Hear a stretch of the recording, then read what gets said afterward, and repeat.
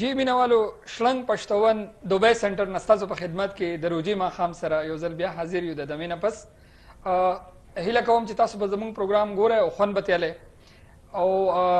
یو کالر هم دی موږ ته انتظار یې کړی دی بریک دوران کې ډېر نو دا کال اخلو. هلو السلام علیکم.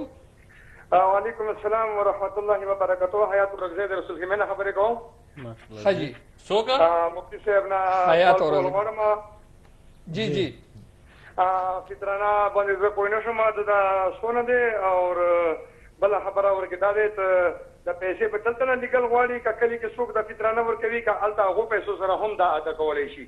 صحیح شه جی سوال باندې پوه شو انشاءالله خپل جواب ته انتظار وکړئ. مفتی صاحب دا ماته سوال دی. ټول ټیم ته سلامونه وایم. وعلیکم السلام. وعلیکم السلام. الله جی سوال دا و چې فطرانه سوره ده نو هغه خو 100 روپۍ ده یا 23 یا 60 یا 25 هر سوره ورکوي خو کم از کم لکه 60 ده. جی جی او باقي دا ده چې که ته دې ځنه پیسې واسطه هلته دی چا غریب له ورکړي دا هم صحیح ده.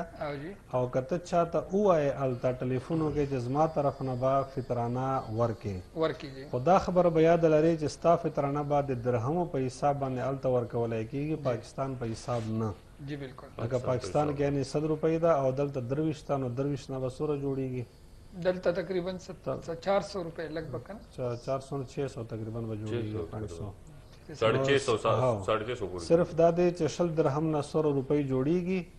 هلته به دی ورکړي ته به چاته ټلیفون وکړې چاته به ووایي چې ما طرف نه فطرانه هلته ورکړه نو هغه هم جایزه ده او که خپله دې ځنه واسطه یې بیا هم جایزه ده دواړه صحیح دي. او تا اول سوال کړی و چې کوم دلته کې د ارګنایزیشن دي جی جی چې هغې کوم لکه او چې هغه چیریټي ته موږ ورکولی شو که او همیشه پر دا یاد ولره چې هر هغه چیریټي ارګنایزیشن چې د هغې خپل شریعه بورډ شته جي لکه دلته امارات کې چې کوم دی دی باقاعده شریعه بورډ دی جی شریعه سپروایزري بورډ هغې کې علما ناست دي جی جی نو دا پیسې امانت دي دا دی تا نه واخلي او ان بهاف اف یو دا د یو غریب ته یو مسکین ته ضرورتمند ته رسوي او چې د کوم ارګنایزیشن شریعه بورډ نشته نو هغې ته فطرانه یا زکات پیسې ورکول زما چې کوم معلومات دي یا علم دی هغه جایز نه دي ولې چې هغې سره د هغې پراپر بندوبست نه وي چې هغه ستا پیسې او مستحقین ته نه رسي هغه نه رسي نو صرف دا تپوس په اول کې لکه دلته چې کوم یعنی جمعیه دارالبر ده یا جمعیه الخیریه شارقه ده یا مطلب د جمعیه بیت الخیر ده یا صندوق الزکات ده د دې ټولو باقاعده علما دي شریعه بورډ دي او د هغې آډټ د هغې سپروایزري د هغې نگراني لاندې هر څه کېږي. تپوس مو کولو چې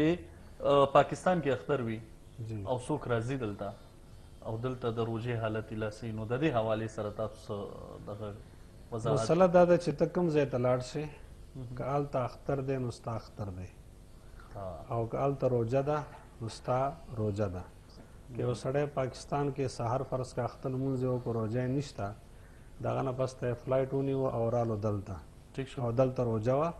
نو چې دلته دی راورسي نو دی به تر ماښام پورې خوله بند ساتي هغه ته لکه خوراک څښاک اجازت نشته سبا به دوباره بیا موږ سره اختر کوي. ماشاءالله ټیک شو. او که یو سړی د دې ځنه لاړو پاکستان ته فرض که دلته اخره روژه وه زمونږه او دی پاکستان ته لاړو پاکستان کې اختر و نو هلته کې دا اټومیټیکلی روژه ختمه شوه او دی به خلکو سره اختر وکړي. اوس په دې صورت کې مسله په یو بل صورت کې راځي چې یو سړی دی هغه لکه پاکستان کې نه دلته روژې نیونه شروع کړي وو او بیا اختر ته پاکستان ته لاړو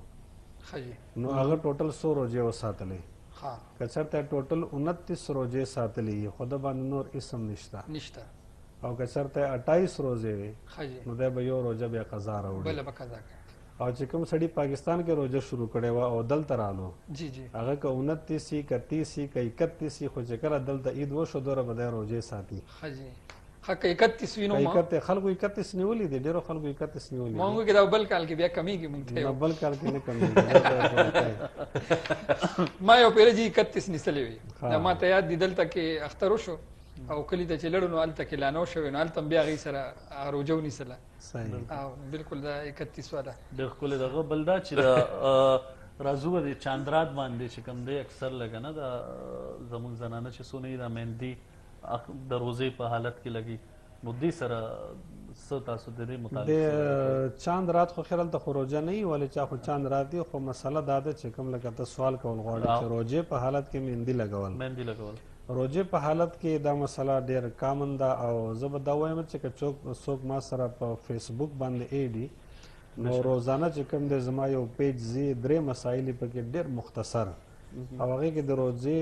د روژې تقریبا 100 نه زیات مسایل هغه به یو سړی زده کړي نو که څوک ما سره ایډي نو هغه خو به هسې ګوري که څوک نه یې ایډ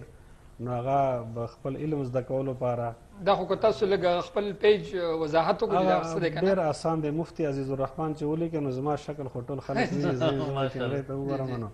مینوالو دا خبره نوٹ کړئ که چېرې تاسو مفتي عزیز الرحمن صاحب ځان سره ایډ کو نو تاسو ته به ډېر